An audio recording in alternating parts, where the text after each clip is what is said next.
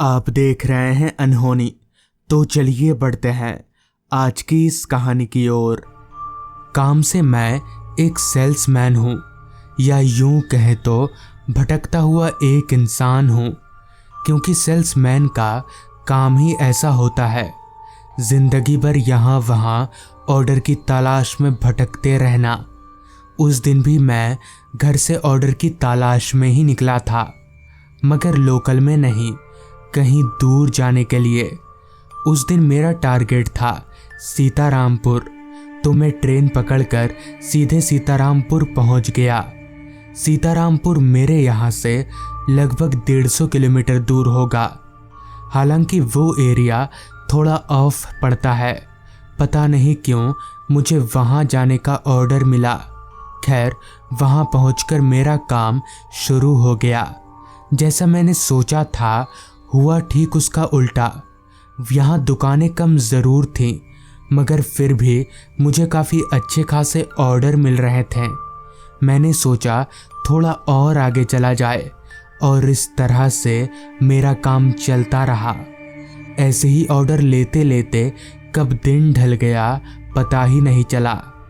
काम करने में मुझे उस दिन काफ़ी मज़ा आ रहा था, क्योंकि उस दिन सच में काम हो रहा था, वरना बाकी दिन तो बस मैं ऐसे ही भटकता रहता हूँ। अब तक अंधेरा हो चुका था, पर क्योंकि मुझे ऑर्डर मिल ही रहे थे तो मैं भी रुका नहीं। इसी तरह कब रात के 8 बज गए पता ही नहीं चला। आखिरकार जब मुझे लगा कि अब बस हो गया, अब घर चलना चाहिए, तो मैं उल्टे पांव स्टेशन की तरफ निकल पड़ा। स्टेशन पहुंचकर जब मैं टिकट काउंटर पर गया और अपने स्टेशन की टिकट के लिए पूछा, तो वहां बैठे कर्मचारी ने कहा, पर सर, अब तो कोई ट्रेन नहीं है हसनगढ़ के लिए।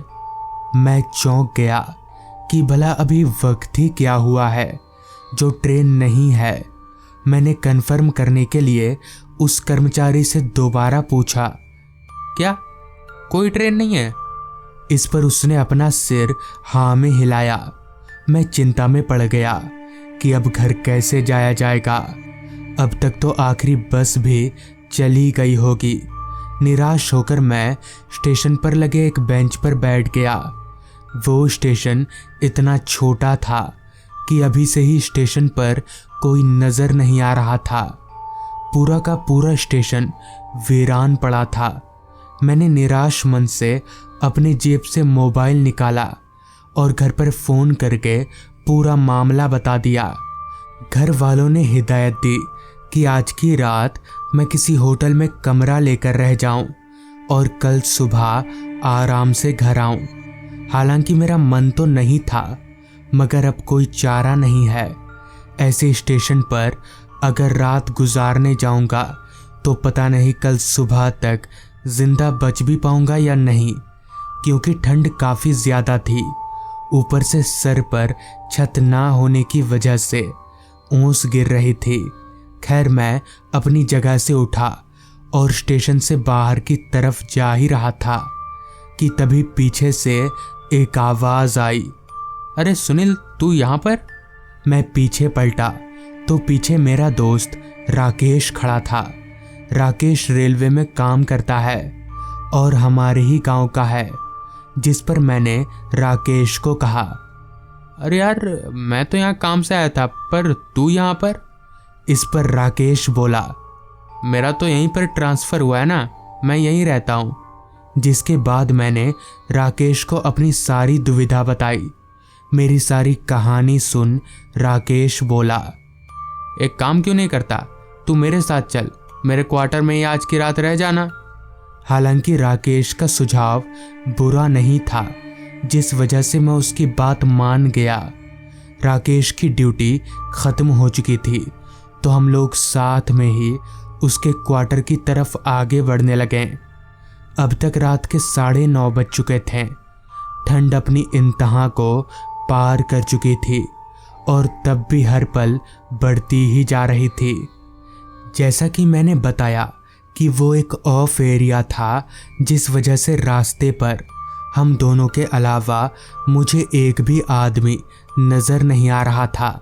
खैर, रेलवे स्टेशन से उसका क्वार्टर ज़्यादा दूर नहीं था, तो कुछ देर पैदल चलने पर ही हम लोग ठीक राकेश के क्वार्टर के सामने खड़े थे। वो घर ज़्यादा बड़ा नहीं था, मगर एक अकेले आदमी के लिए काफ़ी था। राकेश ने घर का ताला खोला और हम लोग अंदर दाखिल हुए। तभी राकेश बोला, कुछ खाएगा? इस पर मैंने मना कर दिया, मगर राकेश काफ़ी ज़िद्दी था। मेरे घर पर पहली बार आया है, ऐसा बोलकर उसने मुझे खाने के लिए राजी करवा लिया। मैंने भी ज़्यादा नानुकुर नहीं किया, क्योंकि भूख मुझे भी लगी थी। जिसके बाद हमने मिलकर खाना बनाया और खाने लगे। इसी दौरान हमारे बीच मामूली बातचीत शुरू हुई। राकेश अपने घर की बात कर रहा था और मैं अपने घर की। खाना पीना हो जाने के बाद हम लोग सोने की तैयारी में लग गए। चूंकि राकेश के घर पर एक ही सिंगल बेड का पलंग था, इसलिए वो नीचे सो गया और मुझे पलंग पर सोने के लिए बोला। हालांकि मैंने उससे कहा भी कि मैं नीचे आराम से सो जाऊंगा, पर वो नहीं माना। खैर, चूंकि मैं काफ़ी थका हुआ था, जिस वजह से तुरंत ही मेरी आंख लगने लगी।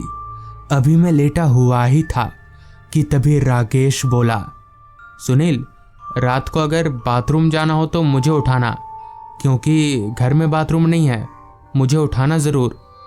इस पर अच्छा ठीक है बोलकर मैंने वापस अपनी आंखें बंद कर ली, जिसके बाद मैं कब नींद के आगोश में चला गया।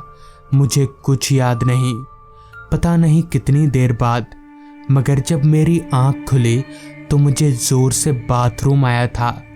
मैं बिस्तर पर उठकर बैठा, निगाहें घड़ी पर डाली तो समय हो रहा था रात के 1:45 बजे का।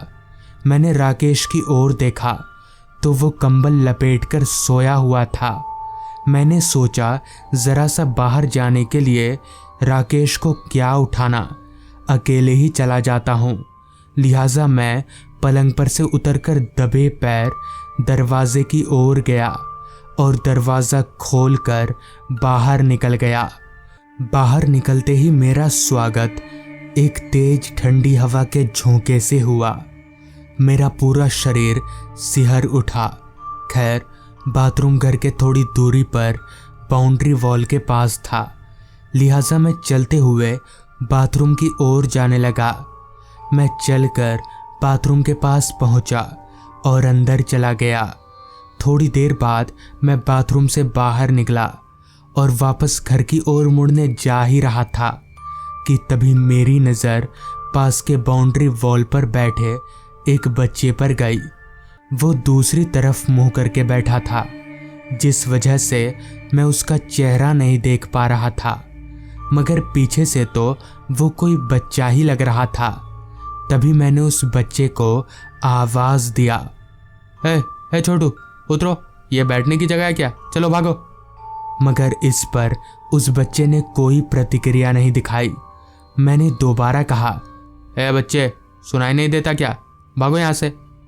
इस बार मेरे इतना कहते ही वो बच्चा मेरी ओर पलटा तो उसका चेहरा देख मेरे होश उड़ गए।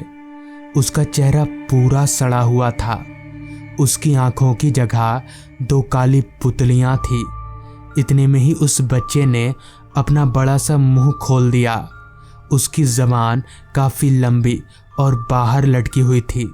मैं समझ गया कि ये कोई इंसान नहीं बल्कि कुछ और ही है। लिहाजा मैंने तुरंत घर की तरफ दौड़ लगा दी।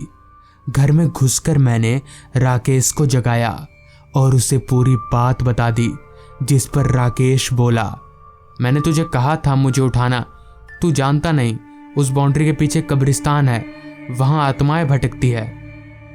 तो दोस्तों, ये थी आज की कहानी। अगर आपको ये कहानी पसंद आई हो तो चैनल को ज़रूर सब्सक्राइब कर लें। तो मैं आपका दोस्त आर्यन जल्द ही मिलूँगा आपसे ऐसी ही एक कहानी के साथ।